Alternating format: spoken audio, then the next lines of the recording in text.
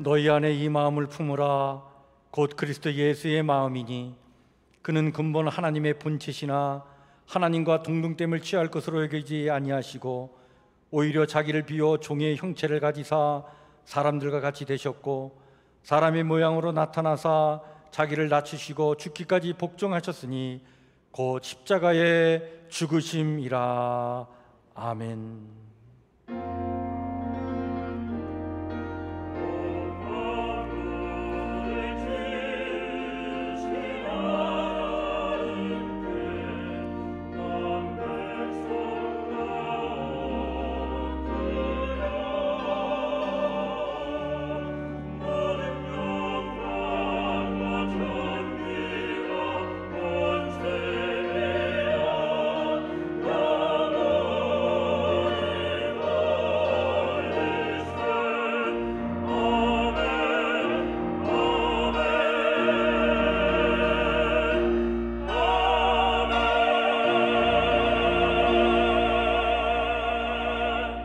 나는 전능하신 아버지 하나님 천지의 창조주를 믿습니다. 나는 그의 유일하신 아들 우리 주 예수 그리스도를 믿습니다. 그는 성령으로 잉태되어 동정녀 마리아에게서 나시고 본디오 빌라도에게 고난을 받아 십자가에 못 박혀 죽으시고 장사된 지 사흘 만에 죽은 자 가운데서 다시 살아나셨으며 하늘에 오르시어 전능하신 아버지 하나님 우편에 앉아 계시다가 거기로부터 살아있는 자와 죽은 자를 심판하러 오십니다. 나는 성령을 믿으며 거룩한 공교회와 성도의 규제와 죄를 용서받는 것과 몸의 부활과 영생을 믿습니다. 아멘.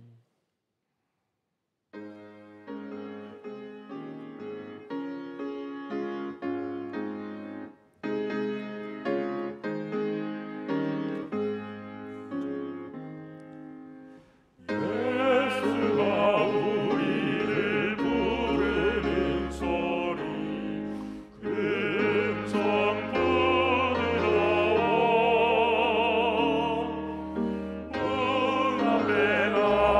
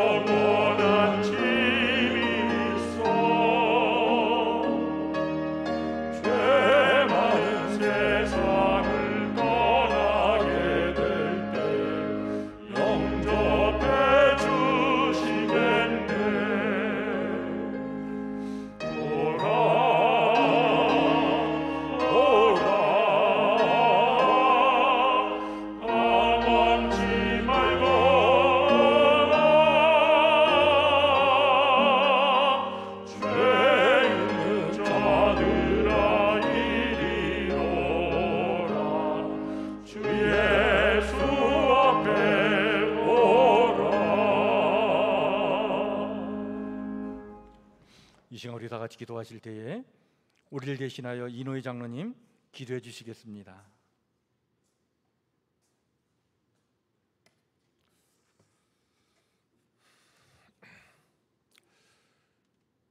좋은 계절을 주시어 풍성한 결실이 있게 하시는 하나님 아버지, 지난 날들을 돌이켜볼 때 어려운 시험도 많았사오나 그때마다 극복할 수 있는 지혜와 용기를 얻게 되었음은 오로지 하나님의 도우심이었음을 깨닫습니다. 오늘 거룩한 주일 대면 예배로 주님 앞에 나올 수 있음에 감사드립니다. 저희들이 드리는 예배를 기쁘게 받아 주시옵소서. 오래 참으시는 주님, 저희들의 혈기가 많음을 용서하여 주시옵소서. 내 뜻대로 되지 않으면 견디지 못하고 분을 내며 어찌할 바를 모르고 당황하는 못난 성품을 버리지 못하고 있습니다. 악을 행하는 데는 빠르고 선에는 무지하다고 하신 말씀이 바로 우리의 모습인 것을 압니다. 주님을 본받아 오래 참게 하시고 선을 이루기까지 혈기를 제거하는 인내의 사람이 되게 하여 주옵소서.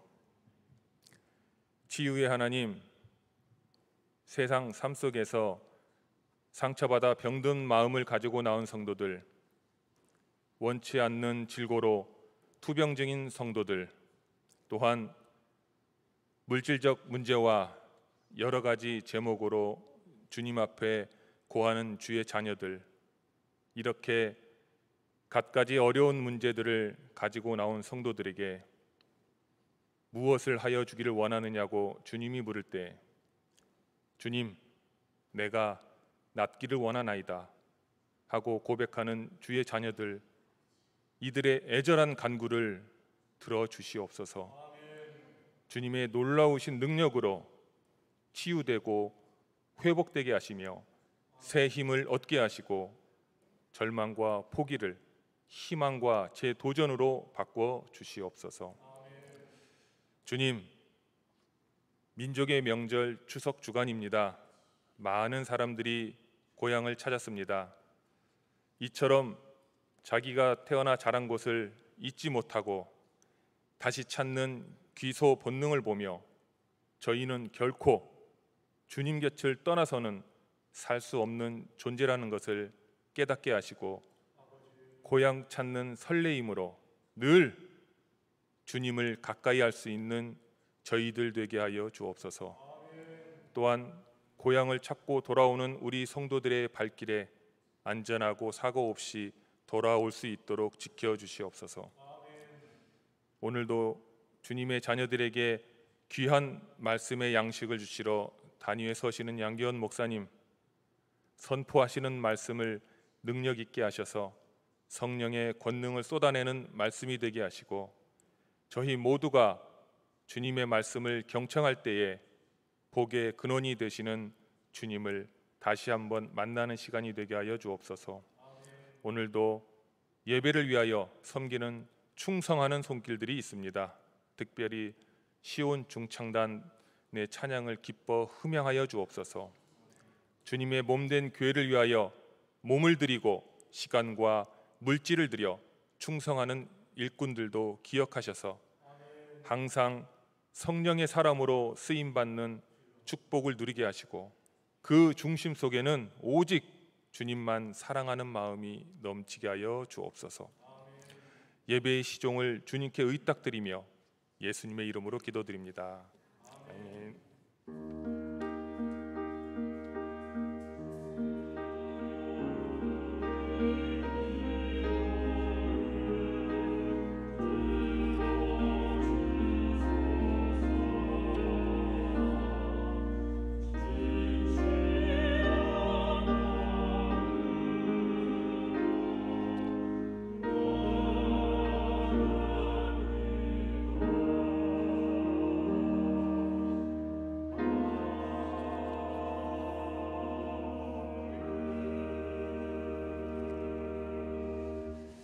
교회 소식을 우리 함께 같이 나누겠습니다. 주보를 참고해 주시고요. 오늘부터 우리 주일 예배는 대면 예배로 이렇게 예배를 드립니다. 1부, 2부, 3부, 4부로 나눠서 예배를 드리는데 3부 11시 예배 때는 온라인으로 또 예배를 드릴 수 있도록 저희가 또 방송을 이렇게 송출하도록 그렇게 하겠습니다. 본당에 우리가 한 50명 내로 모여 예배 드릴 수 있기 때문에 우리 3부 예배 이 자리가 50명이 넘을 경우에는 우리 소예배실로 또 이렇게 옮겨서 거기서 예배 드릴 수 있도록 저희가 이렇게 시설을 잘 갖춰 놓도록 그렇게 하겠습니다. 1부, 2부는 오전 7시, 9시, 3부는 11시, 4부는 오후 2시에 예배를 드립니다. 꼭 기억하시고 주일에 교회 나와 예배를 함께 드리면 좋겠습니다. 이번 주 수요일 예배 때부터 수요 예배는 대면 예배로만 예배를 진행하도록 그렇게 하겠습니다. 새벽 예배는 내일부터 교회에서 대면 예배로 드리고 우리 매일 샘터 방을 통해서 보내드렸던 온라인과 문자 또 이렇게 말씀 묵상 내용은 그대로 보내드리도록 그렇게 하겠습니다. 당분간 계속해서 교회에서 소모임과 식사는 없는 걸로 여러분들 이렇게 알아두시길 바랍니다. 코로나19 극복과 나라를 위한 100일 정오 기도회가 우리 교단 차원에서 매일 정오 시간에 이렇게 우리 교단 총회본부 유튜브를 통해서 우리가 이렇게 참여할 수 있습니다. 여러분들이 함께 동참해 주시면 감사하겠습니다. 교회 나와서 예배 드릴 때 헌금을 못 하시는 분들은 온라인으로 헌금이 가능하니까 우리 주보를 참고해 주시면 되겠습니다. 오늘 우리 함께 같이 나눌 하나님의 말씀은 구약 성경 533쪽 열왕기상 11장 26절부터 40절까지 말씀입니다.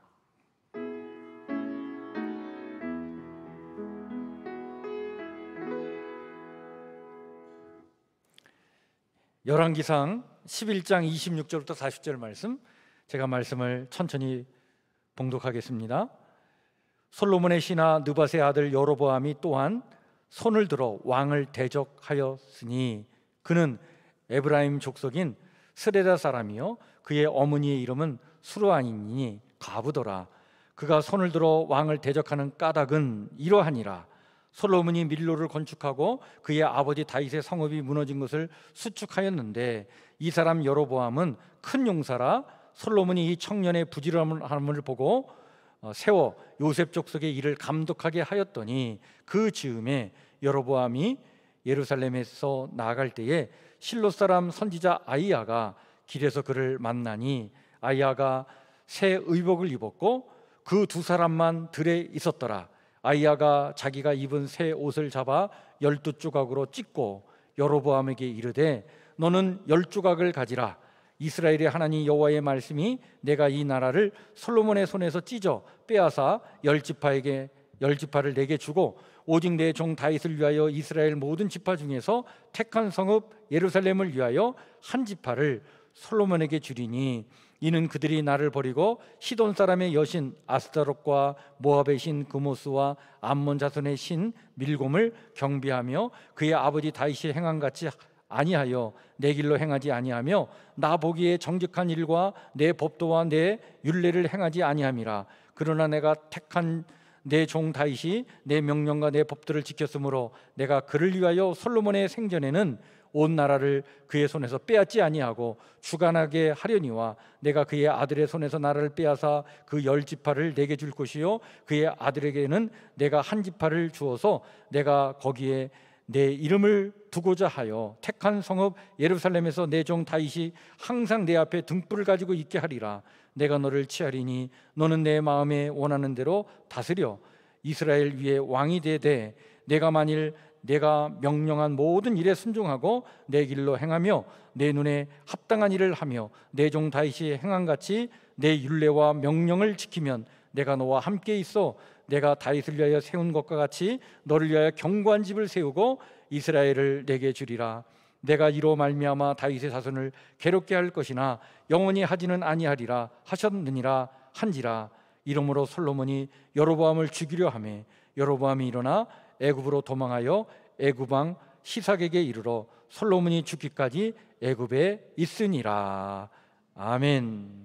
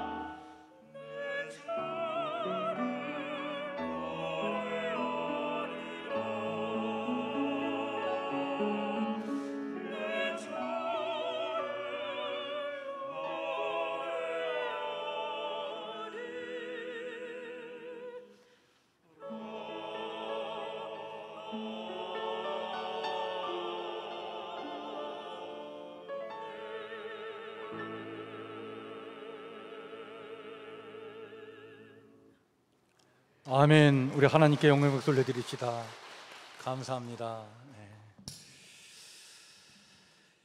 예, 우리 매 주일마다 성경의 인물을 통해 오늘 우리에게 주시는 하나님의 말씀을 듣고자 말씀을 나누고 있는데, 오늘은 아이야라고 하는 선지자를 통해 우리에게 주시는 말씀을 듣고자 합니다. 여러분, 우리는 참 역사를 통해서 배우는 게 참 많은데요,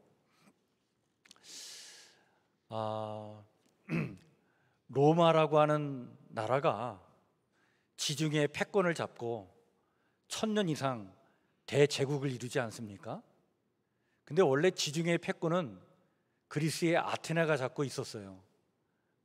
그때만 해도 로마는 아주 작은 도시에 불과했는데, 근데 어떻게 해서 그리스 아테네가 패권을 로마에게 넘겨주게 되었을까? 왜 로마가 그 작은 도시 국가에서 엄청난 대제국이 되고 1000년 동안 그 제국을 이루어 나갈 수 있었을까? 그 이유가 뭘까? 역사학자들과 그리고 문명 비평가들은 하나같이 강조하고 있는 것이 있는데, 그게 바로 뭐냐면 바로 로마의 개방성과 포용성이 바로 그 원인이다, 이렇게 얘기를 합니다. 그 개방성과 포용성이 드러나는 것이 바로 뭐냐면 로마의 시민권이에요. 로마는 비록 적이라 하더라도 전쟁이 끝난 다음에는 이 로마의 어떤 정신과 뜻에 같이 동조하고 함께 해준다면 시민권을 주었습니다. 그리고 기득권을 개방을 해가지고 인재 활용의 범위를 넓혀 나갔어요. 근데 반면 아테네는 시민권을 아테네에서 태어난 사람에게만 시민권을 부여했습니다. 아테네에 살고 있는 사람이 다 시민권이 있는 게 아니었어요. 그래서 그 유명한 철학자 아리스토텔레스도 아테네의 시민권을 받지 못했습니다. 왜냐하면 마케도니아 출신이었거든요. 이런 아테네의 폐쇄성과 로마의 개방성이 결국에는 운명을 바꿔놓았다, 이렇게 이야기를 합니다. 그러니까 로마는 전쟁을 치르고 나면 패배자에 대해서 포용적인 정책을 썼습니다. 시민권을 부여했습니다. 그 시민이 많아지는 만큼 동원할 수 있는 군사력도 많아졌고, 그것이 결국에는 엄청난 큰 제국을 1000년 동안 이루어 나가는 그런 힘이 되었다. 여러분, 16세기에 유럽의 최강대국은 스페인이었습니다. 스페인은 해가 지지 않는 나라였어요. 당시에 스페인이요, 북아메리카, 그리고 아프리카, 연안, 그리고 동남아시아까지 그 스페인의 영향력이 미치지 않은 곳이 없었어요. 여러분, 지금 필리핀이라고 하는 나라도 바로 이때 스페인이 지어준 이름이에요. 당시에 스페인의 황제가 그 펠리페 2세인데 그 왕의 이름을 따가지고 필리핀이라는 이름을 져준 거예요. 그만큼 엄청난 어떤 패권 국가의 위상을 갖고 있었어요. 근데 이 스페인이 결국엔 역사의 무대에서 내려오고 패권 국가로 새롭게 등장하는 나라가 누구냐면 영국이 새로운 패권 국가가 됩니다. 그 이유가 뭘까? 그 막강한 힘과 엄청난 세력을 갖고 있는 스페인이 역사에서 내려오고 왜 영국이 새로운 패권 국가가 될 수 있었을까? 또 동시에 당시에 네덜란드라고 하는 아주 작은 나라가 작지만 굉장히 강한 나라가 됩니다. 그래서 강소 국가로 등장을 하게 되는데, 왜 스페인은 지고 영국과 네덜란드가 새롭게 뜨는 나라가 됐을까? 그 이유가 바로 개방성과 포용성이 있었다라고 또한 얘기를 해요. 당시에 종교 개혁이 일어났습니다. 그런데 스페인은 천주교 국가였어요. 새로운 개신교인들을 포용하지 못했어요. 다 핍박을 했습니다. 근데 그때 당시에 상당수의 개신교 신도들이 바로 상공인들이었고 기술자들이었습니다. 이들을 받아들이지 못한 거예요. 포용하지 못한 거예요. 다 내쳤어요. 이들이 영국을 갔습니다. 영국에 가서 이들의 기술로 아주 빠르게 그 기동성이 뛰어난 함선을 만들게 되었고, 그리고 또 엄청난 파괴력을 가지고 있는 주철 대포를 만들게 되었어요. 그것으로 영국의 해상권을 장악을 했고, 결국에는 스페인 함대를 물리치게 됩니다. 또 많은 그 개신교인들이 당시에 그 핍박을 받을 때 네덜란드로 갔습니다. 네덜란드는 이들을 다 포용을 한 거예요. 그때 많은 상공인들과 기술자들이 네덜란드에 가서 네덜란드를 아주 강한 나라로 세워나갔어요. 자, 로마와 영국과 네덜란드만의 이야기가 아니에요. 우리나라 삼국을 통일한 나라가 고구려, 백제, 신라 중에 누가 삼국을 통일하죠? 신라죠. 근데 원래 신라는요, 후발 국가였어요. 세 나라 중에 가장 작은 나라였습니다. 근데 왜 신라가 삼국을 통일했느냐? 개방성과 포용성을 가지고 있었기 때문이다. 여러분, 오늘의 세계 패권은 미국이 갖고 있잖아요. 미국이 엄청난 힘을 갖게 된 이유는 바로 미국의 포용 정책이 있는 거죠. 다양한 인종들을 받아들인 거예요. 그 개방성과 포용성으로 다양한 인종을 받아들임으로 말미암아 강대국이 된 것이죠. 이런 의미에서 보면 한 나라의 개방과 포용의 정책은 강대국이 되기 위한 충분 조건은 아니지만 그러나 필요 조건은 된다라고 하는 사실을 우리 역사를 통해 알게 됩니다.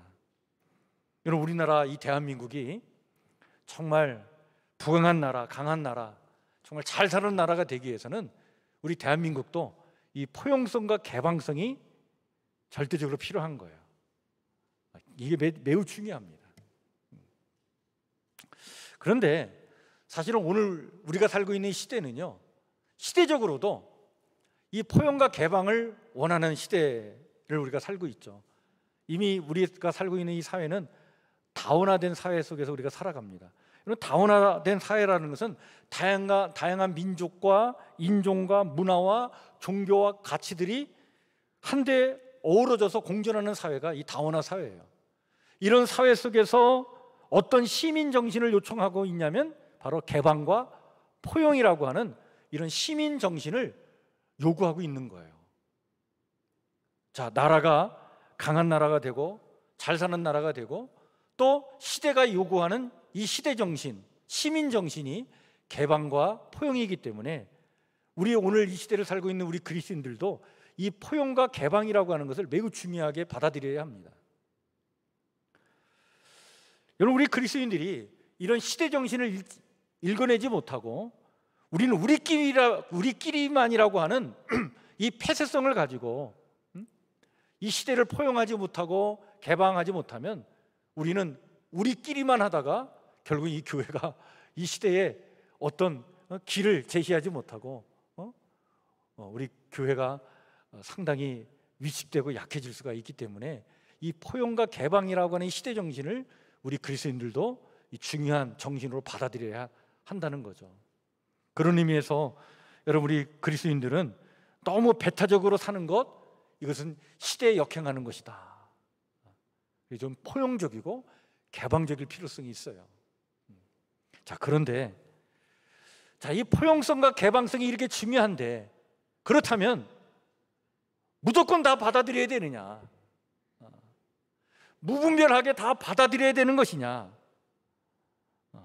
라고 하는 것이 문제가 되죠.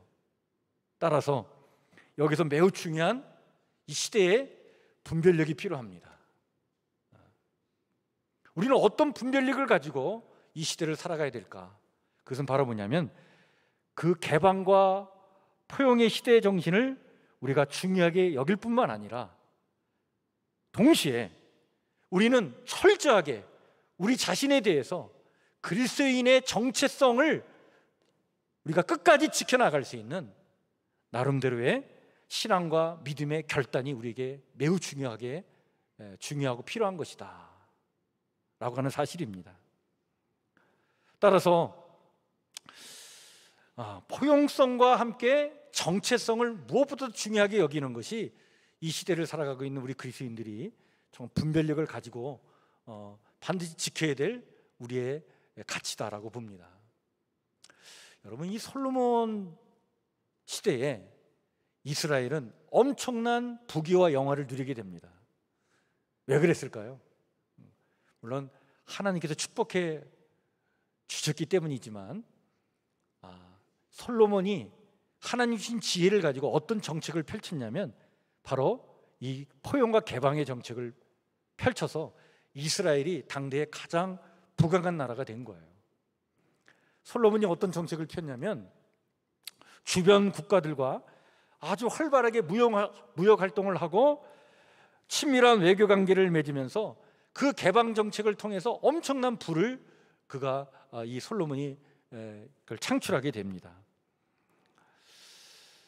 그래서 많은 무역 활동과 친밀한 외교 관계를 통해서 엄청난 부를 축적해 나갔는데 그런데 이때 이 이스라엘이 간과한 것이 하나 있었어요. 그게 바로 뭐냐면 하나님 백성으로서의 이스라엘 백성으로서의 그 정체성을 지켜나가지 못한 거예요. 그거를 잊어버린 겁니다. 이걸 너무나 소홀히 한 거예요. 그래서 유일신 신앙을 갖고 야훼 하나님의 뜻만을 구하며 살아가야 하는 그 고유의 하나님 백성으로서의 정체성을 상실하고 종교 혼합주의에 빠져들게 됩니다.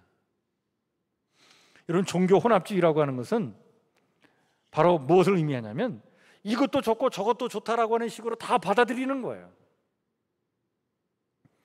그래서 고유의 야훼 신앙이라고 하는 유일신 신앙이라고 하는 이 신앙을 잃어버립니다. 이게 정체성인데, 하나님 백성의 정체성인데 이걸 잃어버려요. 이런 위기가 솔로몬 시대 이후에 아주 노골적으로 그것이 드러나면서 결국에는 이스라엘이 나라가 분열이 되고 결국은 쇠퇴의 길을 가게 됩니다.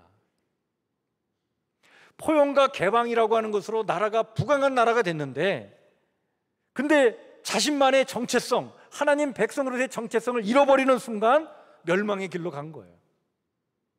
그런 의미에서 포용과 개방이라고 하는 것은 양날의 칼이에요.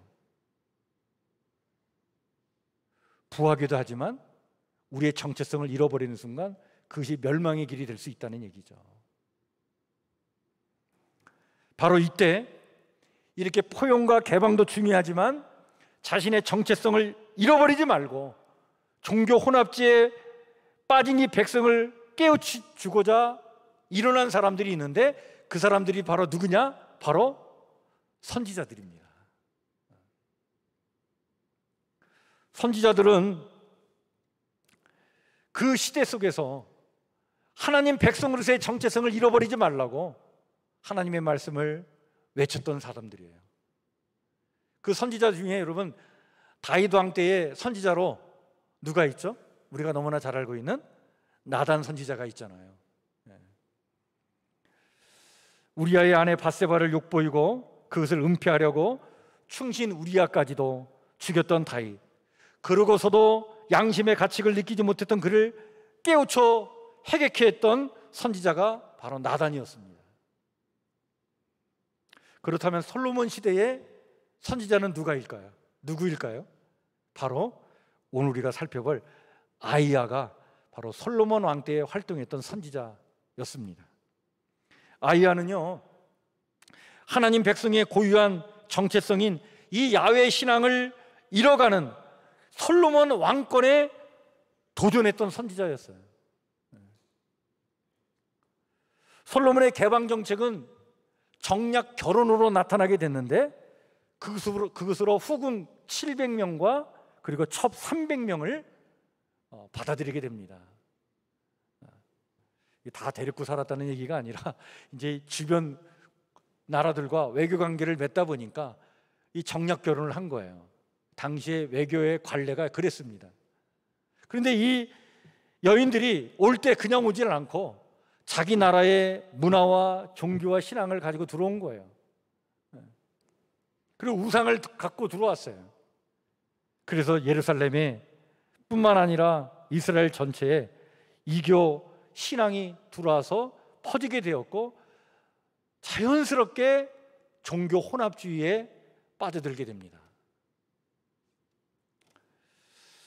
그리고 온갖 건축 공사를 하느라고 그 비용을 마련하기 위해서 솔로몬이 부과한 세금이 너무 과해졌고, 또 노역으로 인해서 백성들의 이제 원성이 막 고조되는 그 시점에 이 솔로몬의 왕권에 도전한 사람이 나타나는데 여로보암이라는 사람이에요. 이 여로보암이 반역을 꾀하게 되는데, 근데 이 여로보암이 반역을 꾀한 이유가 바로 어디 있었냐면 아이야 선지자를 만났기 때문에 그런 거예요. 아이야 선지자가 이 여로보암에게 하나님의 예언의 말씀을 전해줍니다. 오늘 우리가 읽은 본문의 말씀이 그 내용이에요. 이 아이야는 실로 출신이었어요.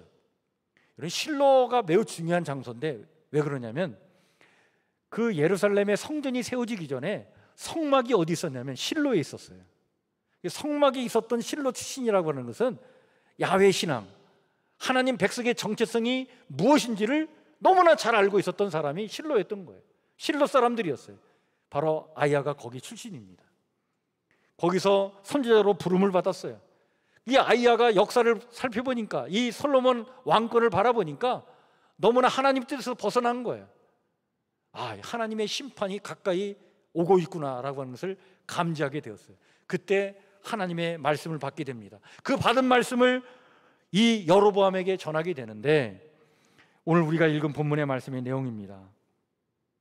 당시에 건축 사업의 감독관 역할을 했던 여로보암을 만나서 이 아이야 선지자가 자기가 입고 있었던 새 옷을 벗어서 그 옷을 12조각을 내가지고 거기서 10조각을 이 여로보암에게 주면서 하나님의 이런 예언의 말씀을 전해주죠. 너는 10조각을 가지라. 이스라엘 하나님 여호와의 말씀이 내가 이 나라를 솔로몬의 손에서 찢어 빼앗아 10지파를 내게 주고 오직 내 종 다윗을 위하고 이스라엘 모든 지파 중에서 택한 성읍 예루살렘을 위하여 한 지파를 솔로몬에게 주리니 이는 그들이 나를 버리고 시돈 사람의 여신 아스타롯과 모압의 신 그모스와 암몬 자손의 신 밀곰을 경배하며 그의 아버지 다윗이 행한 같이 아니하여 내 길로 행하지 아니하며 나보기에 정직한 일과 내 법도와 내 율례를 행하지 아니함이니라. 아이야는 여로보암이 장차 분열된 나라 중에 북쪽 이스라엘 왕국의 초대 왕이 될 것을 예언했던 것입니다. 이렇게 나라가 갈라지고 새로운 왕이 탄생할 것을 말한 이 예언은 여전히 막강한 권력을 가지고 있던 솔로몬 통치 시절에 이 예언을 행한다는 것은 사실은 반역적인 예언 행위예요. 그러나 이 예언을 서슴없이 행했던 것은 유일신 신앙인 이 야훼 신앙의 정체성을 잃어버리지 말아야 되는데, 하나님의 백성이 그 정체성을 상실했기 때문에 하나님의 심판을 받을 수밖에 없음을 드러내고자 이런 반역적인 예언 활동을 하게 된 것이었습니다. 그런데 이 예언은 그대로 이루어져요. 그래서 결국엔 하나님의 엄중한 심판이 이루어져서 솔로몬 왕이 죽고 난 다음에 나라는 북왕국 이스라엘과 남왕국 유다로 나눠지게 되죠. 그런데 이 아이야의 이 예언 활동은 솔로몬 왕 때만 이렇게 끝나는 것으로, 솔로몬 왕 때 끝나지 않고 이 북왕국 이스라엘의 여로보암 왕 때까지도 이 예언 활동이 이어집니다. 여러분, 북왕국 이스라엘의 초대 왕이 된 이 여로보암이요, 사실은 그 하나님 백성의 정체성을 잃어버렸기 때문에 하나님의 심판으로 나라가 나눠지게 되고 북왕국 이스라엘의 왕이 됐음에도 불구하고 이 여로보암이요, 너무나 어처구니 없는 일을 저지릅니다. 자기가 왕이 되고 난 다음에 어떤 정책을 펼쳐나가냐면 더 아주 극단적인 종교 혼합주의 행태를 보여줘요. 자, 북왕국 이스라엘의 나라의 왕이 됐는데 여전히 백성들이 예배를 드리러 예루살렘 성전으로 가는 거예요. 자, 자기 백성이 국경을 넘어서 남왕국 유다의 예루살렘 성전으로 가서 예배를 드리니까 그걸 견딜 수가 없었어요. 그래서 이 여로보암이 어떤 정책을 피냐면 예루살렘으로 가서 예배드리지 못하도록 북왕국 이스라엘에 두 곳에다 예배 초소를 세웁니다. 저 북쪽에 단이라고 하는 곳과 남쪽에 베델이라고 하는 곳에 두 곳에 예배 초소를 세웠어요. 그런데 예배 초소를 세웠는데 예루살렘 성전은 하나님의 임재의 상징이 법궤가 있었어요. 그런데 이 두 예배 초소에는 법궤가 없는 거예요. 왜? 법궤는 하나니까.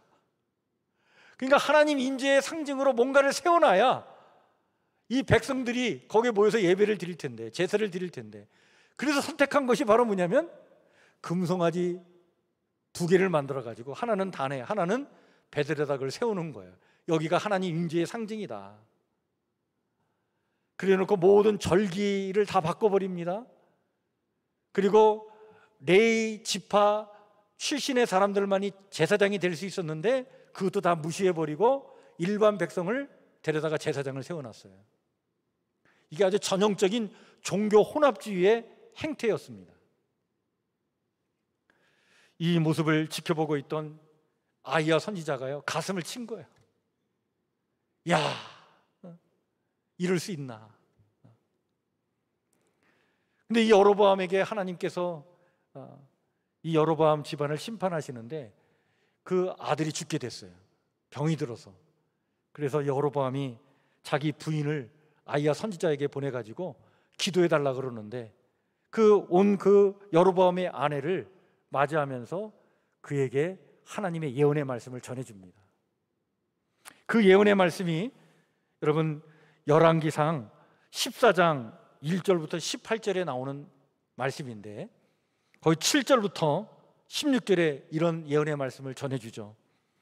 이스라엘의 하나님 여호와의 말씀이 내가 너를 백성 중에서 들어 내 백성 이스라엘의 주권자가 되게 하고 나라를 다윗의 집에서 찢어내어 내게 주었거늘 너는 내 종 다윗이 내 명령을 지켜 전심으로 나를 따르며 나 보기에 정직한 일만 행하였음과 같지 아니하고 내 이전 사람들보다도 더 악을 행하고 가서 너를 위하여 다른 신을 만들며 우상을 부어 만들어 나를 노엽게 하고 나를 내 등 뒤에 버렸도다.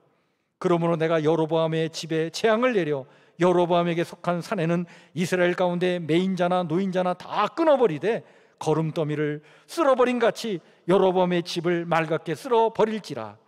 여로보암에게 속한 자가 성읍에서 죽은 즉 개가 먹고 들에서 죽은 즉 공중의 새가 먹으리니 이는 여호와께서 말씀하셨음이라 하셨나니 너는 일어나 내 집으로 가라. 내 발이 성읍에 들어갈 때에 그 아이가 죽을지라. 온 이스라엘이 그를 위하여 슬퍼하며 장사하려니와 여로보암에게 속한 자는 오직 이 아이만 묘실에 들어가리니 이는 여로보암의 집 가운데서 그가 이스라엘의 하나님 여호와를 향하여 선한 뜻을 품었음이니라. 여호와께서 이스라엘 위에 한 왕을 일으키신즉 그가 그날에 여로보암의 집을 끊어버리리라. 언제냐 하니 곧 이제라. 여호와께서 이스라엘을 쳐서 물에서 흔들리는 갈대같이 되게 하시고 이스라엘을 그의 조상들에게 주신 이 좋은 땅에서 뽑아 그들을 강 너머로 흩으시리니 그들이 아세라상을 만들어 여호와를 진노하게 하였음이니라. 여호와께서 여로보암의 죄로 말미암아 이스라엘을 버리시리니 이는 그도 범죄하고 이스라엘로 범죄하게 하였음이니라. 자, 아들을 정말 죽어가는 아들을 살리기 위해서 그 여로보암의 아내가 왔는데 그냥 돌려보낸 거예요. 하나님의 그 말씀을 주면서 그 말씀은 하나님께서 여로보암을 버리신다는 거예요. 이 아들이 여로보암의 아내가 성에 도착할 때쯤에 죽게 될 것이다. 근데 이 아들은 천만다행이다. 왜? 죽어서 묘실에 들어가니까. 그나마 그 아들은 그 마음에 선한 뜻이 있어서 하나님께서 묘실에 들어가도록 했다. 근데 그 다음에 다른 여로보암의 가족들은 다 그냥 길거리에서 죽는다는 거예요. 개가 먹고 죽은 즉 개가 먹고 들에서 죽은 즉 공중의 새가 먹으리니 다 객사에 죽는다는 거예요. 하나님의 심판을 받아서 이렇게 죽어가게 될 것이다. 근데 여로보암의 가문만 이렇게 되는 것이 아니라 북왕국 이스라엘이 결국에는 이렇게 멸망하게 될 것이다. 그래서 200년 후에 200년 후에 아시리아 제국에 의해서 나라가 멸망할 것을 이 아이야 선지자가 미리 예언해 준 거예요. 왜 이렇게 되느냐? 하나님 백성으로서의 정체성을 잃어버렸기 때문에 그렇다.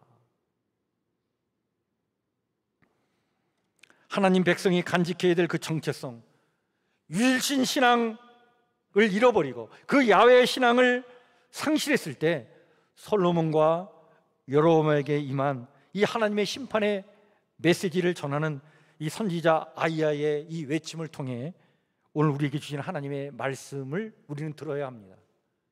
그 말씀이 바로 뭐냐면, 여러분, 포용과 개방성을 갖되 너희는 스스로 하나님 백성의 정체성을 분명히 하라고 하는 이 말씀을 우리는 들어야 합니다.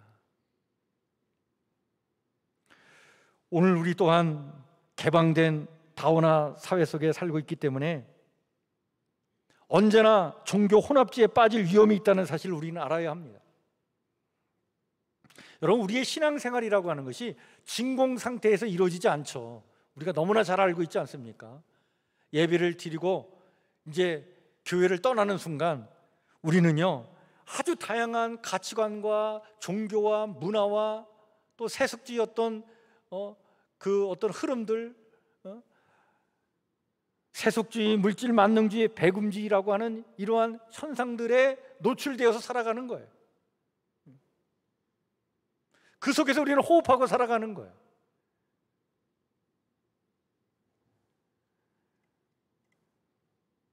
오늘 우리는 폐쇄적으로 살 수가 없어요. 어차피 포용과 개방을 할 수밖에 없어요. 그래서 다 나쁘다, 다 안 된다, 그리고 우리끼리만, 그래서 산속에 들어가서 우리는 살아갈 수가 없어요. 이건 그것 또한 기독교 신앙의 모습이 아니에요. 좋은 것들은 우리가 인정해주고 배울 건 배워야 되는데, 더 중요한 것은 바로 뭐냐면 그 포용과 개방도 중요하지만 우리 스스로, 우리 자신들에 대해서는 여러분 더 철저하게 우리의 정체성을 지켜나가는 그 신앙의 자세가 오늘 우리에게 필요한 것입니다.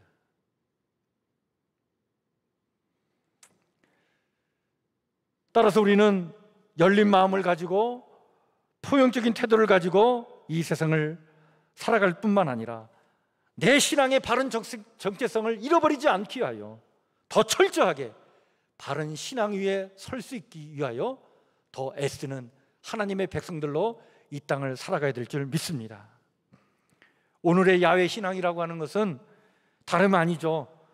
오직 하나님만을 바라보는 신앙입니다. 하나님만을 경외하는 신앙인 거예요. 죽음의 공포가 나를 엄습해 온다 하더라도 하나님 중심의 신앙을 지켜나가는 것입니다.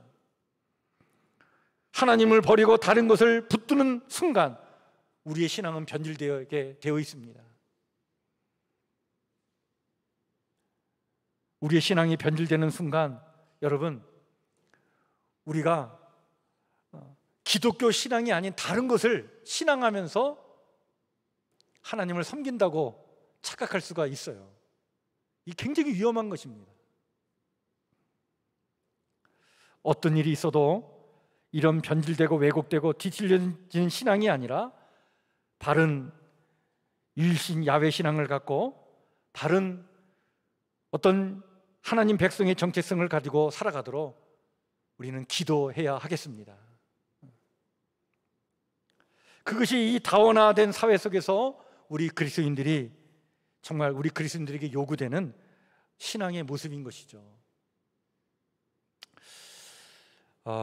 지난주에 우리 이혜성 권사님과 이야기를 나누다가 우리 이혜성 권사님이 참 역사를 전공하셔가지고 아주 역사에 해박한 지식을 갖고 계신데 그 조선 중종 때 그 개혁가 조광조의 그 절명시를 듣고 제가 감동을 받았습니다. 이 조광조가 개혁을 하다가 뜻을 이루지 못하고 결국에는 귀양을 갔다가 거기서 사약을 받고 죽게 되는데 그 사약을 받고 죽어갈 때 마지막 시를 남깁니다.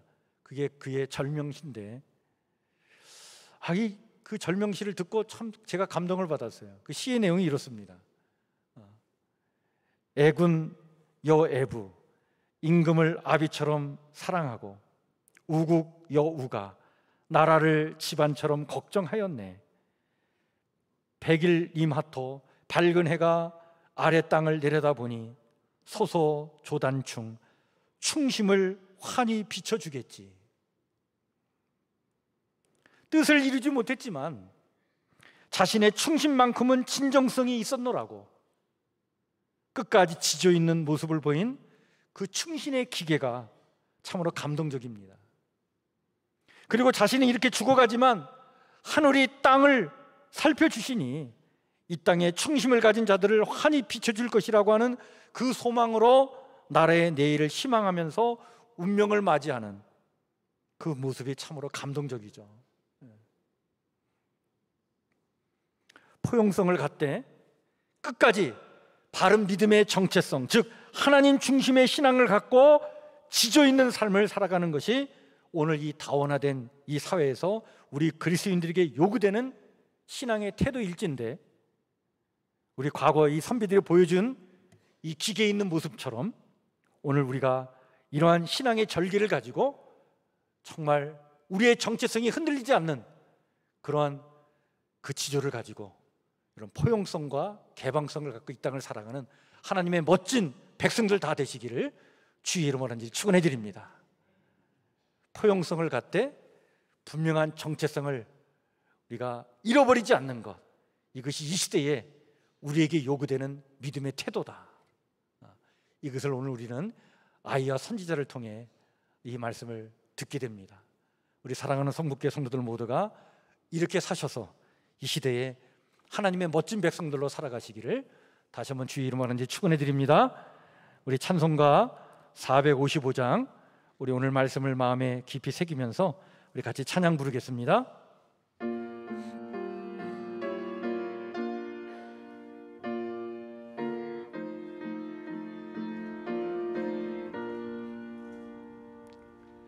주님의 마음을 본받는 자, 그 마음에 평강이 찾아오는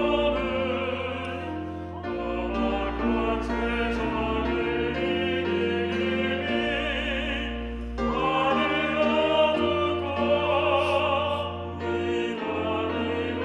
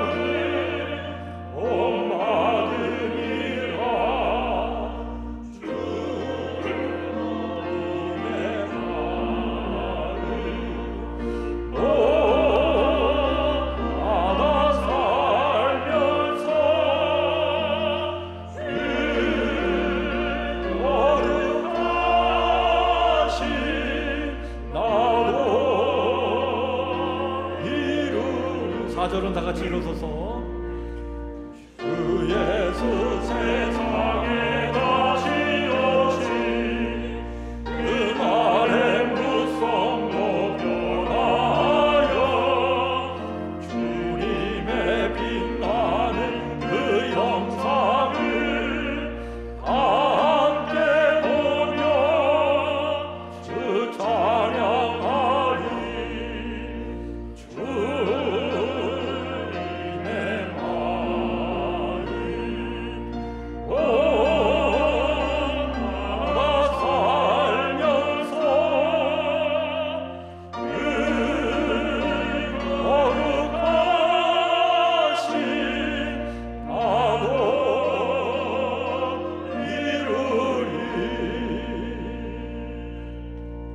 하나님, 추석 연휴를 잘 보내게 하시고 10월의 첫 주일 예배를 오늘 교회에 나와 이렇게 예배케 하시니 참으로 감사를 드립니다.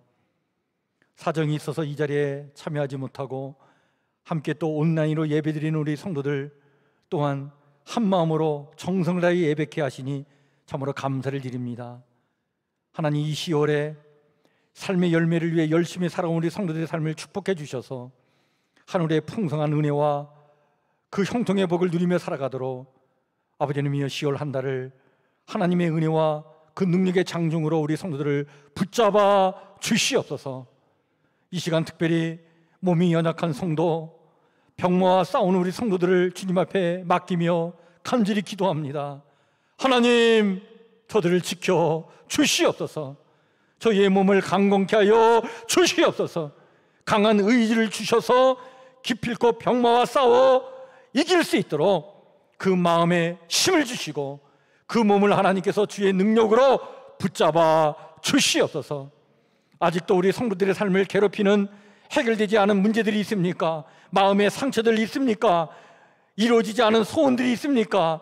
이 시간 그 모든 것 다시 한번 주님께 맡기며 기도하오니 믿음으로 주님을 의지하는 심령들 속에 하나님 은혜의 은혜를 더해 주시고 주의 복으로 우리의 성도들을 아버지는 형통케 해주셔서 그 모든 것 주 은혜 안에서 해결되어서 참으로 하나님의 역사하심을 체험하는 저희의 삶이 되길 원하오니 하나님 우리와 함께하여 주시옵소서. 저희는 질그릇과 같은 연약한 존재입니다. 그러나 질그릇과 같은 저희 안에 참 보배 되시는 주님이 우리 안에 계신 줄 믿사오니 능력은 우리에게는 없지만 보배 되시는 주님께 있음을 믿습니다.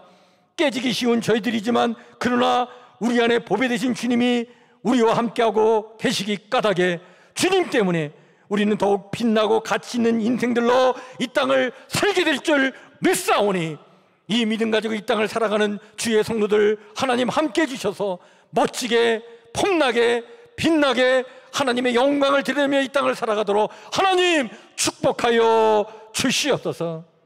어제는 개천절을 맞이했는데 하나님 이 나라 이 민족을 다시 한번 주님께 맡겨드립니다.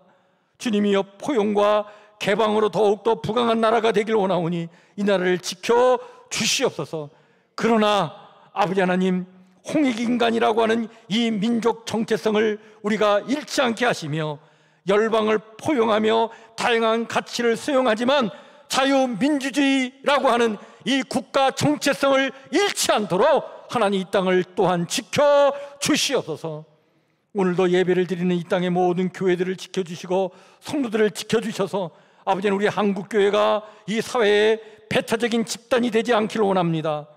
교회가 주님의 가슴을 갖고 포용과 개방의 신앙 공동체가 되기를 원하오니 하나님 우리에게 열린 마음을 허락하여 주시옵소서. 그러나 십자가에서 드러난 복음의 정신과 하나님 중심의 그 신앙적인 정체성을 우리가 잃지 않도록 더욱더 바른 믿음과 신앙 위에 견고히 설 수 있도록 하나님 우리 한국교회와 성도들을 지켜 주시옵소서. 이제는 우리 주 예수 그리스도의 은혜와 하나님 우리 아버지의 무한하신 사랑과 성령님의 감화 감동 교통하심의 은총이 마음과 뜻과 정성을 다하여 예배를 드리며 오늘 주신 말씀을 가슴에 새기며 분명한 신앙의 정체성을 갖고 세상을 살아가기를 소망하는 사랑하는 우리 성북교회 신실한 성도들 머리머리 위에 성도들이 사랑하는 가족과 이웃들 위해 우리 성도들의 삶의 자리 가정과 일터와 사업장 위에 영원토록 함께하옵시기를 간절히 축복하며 기도하옵나이다. 아멘.